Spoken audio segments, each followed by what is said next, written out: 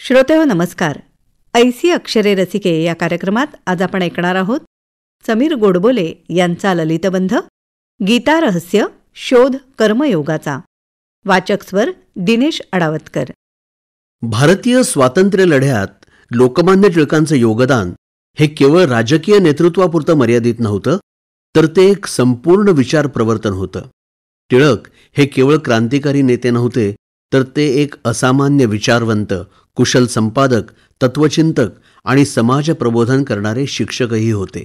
टिळक हे भारतीय राष्ट्रनिर्माणाच्या संकल्पनेला वैचारिक अधिष्ठान देणारे एक गहन बौद्धिक स्तंभ होते.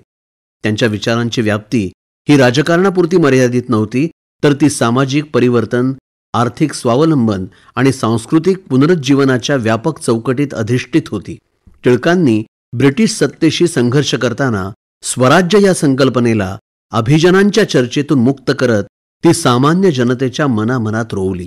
त्यांच्या मते राजकीय स्वातंत्र्य हे अंतिम उद्दिष्ट नसून ते सामाजिक जागृती आणि राष्ट्रीय अस्मितेच्या पुनर्परिभाषेच्या दिशेनं टाकलेलं पहिलं अपरिहार्य पाऊल होतं. राजकीय पातळीवर टिळकांचा दृष्टिकोन हा त्या काळच्या मध्यममार्गी काँग्रेसनं मांडलेल्या नम्र मागण्यांपेक्षा अधिक ठाम, स्पष्ट आणि संघर्षवादी होता. त्यांनी घटनात्मक मागण्यांपेक्षा जनजागृती आणि जनसंपर्काच्या माध्यमातून थेट लोकशक्तीला आवाहन केलं. केसरी आणि मराठा या आपल्या दैनिकांमधून त्यांनी ब्रिटिश साम्राज्याच्या नैतिक अधिष्ठानावर प्रहार करत भारतीय लोकांच्या आत्मभानाला आव्हान दिलं.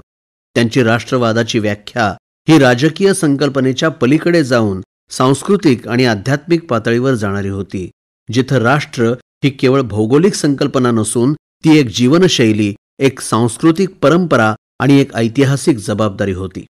सामाजिक विचारांच्या संदर्भात टिळक हे पुरोगाम्यांप्रमाणे रॅडिकल नव्हते, पण परंपरेचं जखडलेपण त्यांनी स्वीकारलं नव्हतं.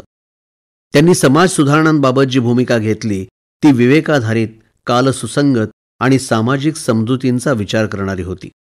त्यांच्या मते समाज परिवर्तन ही एका घोषणेनं घडणारी घटना नसून ती एका दीर्घकालीन वैचारिक संक्रमणाची प्रक्रिया असायला हवी, आणि म्हणूनच त्यांनी सामाजिक प्रश्नांवर वादविवाद आणि शास्त्रीय चर्चा यावर भर दिला. त्यांचा दृष्टिकोन समतोल राखणारा होता. अतिरेकी आधुनिकतेचाही नाही आणि संकुचित सनातनवादाचाही नाही. आर्थिक विचारांमध्ये टिळकांनी ब्रिटिश अर्थनीतीला औपनिवेशिक शोषणाचं साधन मानलं. त्यांनी स्वदेशी चळवळीला केवळ भावनिक घोषणा न बनवता तिला आर्थिक आत्मनिर्भरतेच्या नीतीनं जोडलं.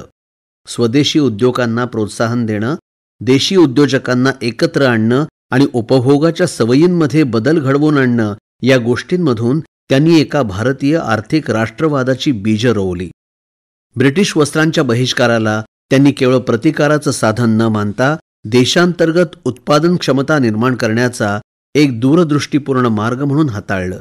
सांस्कृतिक विचारांमध्ये टिळकांनी गीतेचा कर्मयोग आधुनिक राष्ट्रनिर्मितीच्या संदर्भात पुन्हा समजावून सांगितला. त्यांच्या गीता रहस्यामध्ये धार्मिक ग्रंथाची जड श्रद्धा न ठेवता त्याचा तात्विक अर्थ आधुनिक कृतिशीलतेशी जोडला गेला. त्यांच्या मते धर्म ही केवळ आंतरिक मोक्षाची साधना न राहता ती समाजाच्या आणि राष्ट्राच्या पुनर्बांधणीची नैतिक शक्ती ठरू शकते. त्यांनी समाजाला वैचारिक पुनर्रचना करण्याचं आवाहन करताना गौरवशाली परंपरेच्या नावाखाली चाललेल्या जड व्यवस्थांवरही प्रश्न उपस्थित केले. लोकमान्य टिळकांच्या विचारांचं सामर्थ्य हे त्यांच्या काळापुरतं मर्यादित राहिलं नाही. त्यांच्या वैचारिक अधिष्ठानात एक प्रकारची तत्वनिष्ठ कठोरता आणि व्यावहारिकतेची दूरदृष्टी यांचा विलक्षण संगम होता.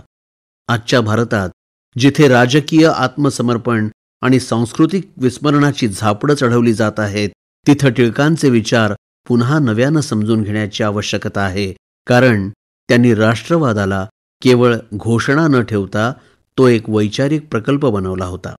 श्रोतेहो, लिटररी एकोज ऑफ गीता या पुस्तकात हा विषय सविस्तरपणे मांडलेला आहे.